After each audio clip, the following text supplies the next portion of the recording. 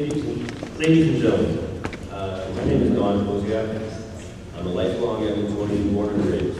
I'm a graduate of the University of Alberta in civil engineering. I'm a businessman with the same company for over 20 years. Mine is a simple campaign, one that focuses on core values. The things that are important to you are the things that are important to me. One of the issues that I haven't had a chance to speak about until today is policing.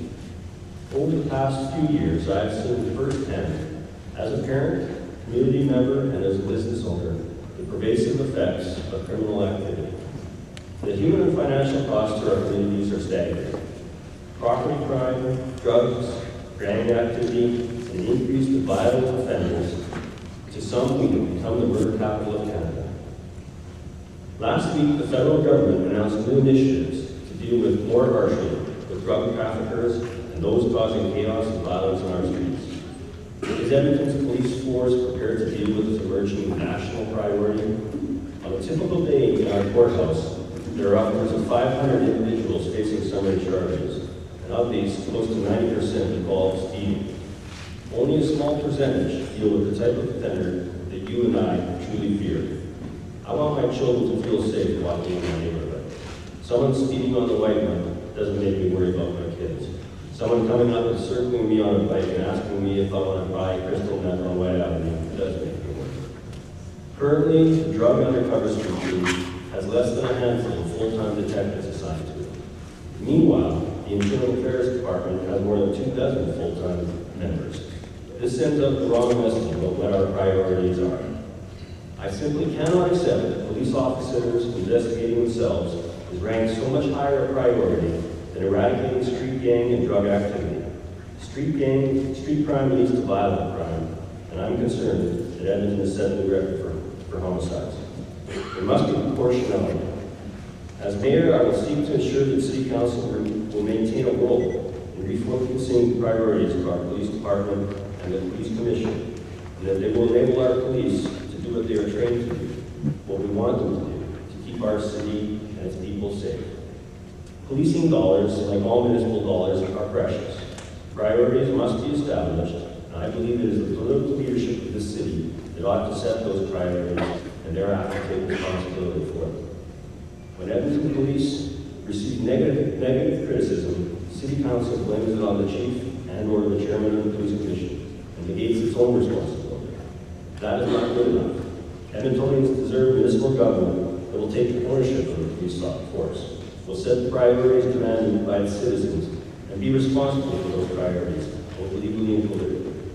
We need to ensure that our police force, which ranks among the finest in the world, is provided a budget so that they can free themselves from the dependency on revenues that they collect from traffic enforcement. On the issue of taxes, it's unreasonable to expect that we can lower our taxes while our population continues to soar and we demand better services. But I pledge to keep tax increases at or below the rate of inflation, which will be lower than in recent years. Some have asked the provincial government for new taxation capabilities, which for taxpayers means only one thing: higher taxes. With new taxes cost, it adds the cost of administering them. I will not seek a property transfer tax nor a new tax. I will readdress the raises given to City Council by the previous council. I understand that the mayor has changed his mind on the issue of additional taxing power and budget. I will lobby the provincial and federal governments to allow property tax as a property deduction. Throughout this campaign, I've been to 5 of the 6 council forums, and consistently, citizens have told me they do not support it in downtown Marina. Our Rexall place has history on its side, with 5 Stanley Cup championships and 7 Stanley Cup finals. They worry about the art gallery and developing the river valley. It's a matter of priorities. In the midst of crumbling infrastructure, crime and homelessness, such legacies can never be a priority. On the issue of traffic, I will implement a 100-day promise to improve traffic flow through use of several economic devices. One is traffic detecting cameras that are used in other municipalities. They optimize the flow of intersections. I will seek the reprogramming of don't walk signs to notify drivers and pedestrians of the imminent change to amber. I will pursue the reprogramming of pedestrian-activated crosswalks to allow traffic to proceed after the pedestrian has crossed through using flashing lights.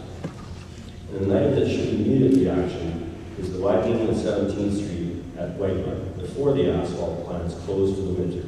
This would double the capacity of that interchange and remove an existing bottleneck on that part of the Whitemud. As mayor, I will seek to make basic road maintenance the priority. Potholes must be filled, snow must be plowed, plowed snow must be removed as it accumulates so the multiple lane roads do not become single lane roads. On our yellowhead, you can drive from one side of Edmonton to the other and be stopped as many as 8 times. Compare that to American interstates, where if you didn't need to stop for gas, you could drive from the Montana border through New Mexico without one level crossing or a set of lights. As a vital part of the Trans-Canada Highway, we will pursue federal government funding to assist in improving the yellowhead, specifically with interchanges at 141, 127, and 66th Street. Although provincial responsibility, the interchanges along the southwest leg of the Athenaeum need to be a priority, and we need to press the surrounding municipalities to get them done. I will collaborate with all stakeholders to make this a reality sooner than later. The interchange on the Whitemud at 17th Street needs to be finished. It is the last major hurdle to making Whitemud a freeway. The extensive earthwork is done, much of the pavement is done, and the project could be completed for a small fraction of the cost of 23rd Avenue. On intergovernmental affairs, there's been much rhetoric directed towards the province on the recent provincial grant issue. Too much, in my opinion. How can the mayor promote so many ideas that will likely require taxpayer assistance from the provincial government, and at the same time threaten legal action for not receiving what he considers our fair share? It must be remembered that this is unbudgeted funds. How many city departments ever get their initial budget asks? Every municipality and province is factored into the equation. I'm sure they all would have appreciated it more.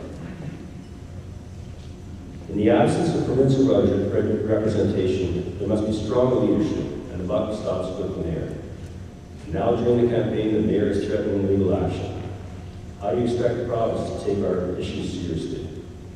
Earlier today, I spoke with the President of the Treasury, Lloyd Stelbrook. I've come away from that discussion confident that my approach of collaboration and cooperation will be more fruitful than the stance currently taken by the mayor. Similarly, on our regional partners, I offer a very different approach of collaboration and cooperation. Our regional partners are all assets to the capital region. Many of our friends and families, co-workers, contribute to our city but choose to live in these bedroom communities. I'm committed to promote cooperation with the other capital region municipalities. On the issue of governance, I would promote changing to 12 one-councillor wards. In order to be accountable, we have two large wards, and there is no, sorry, that is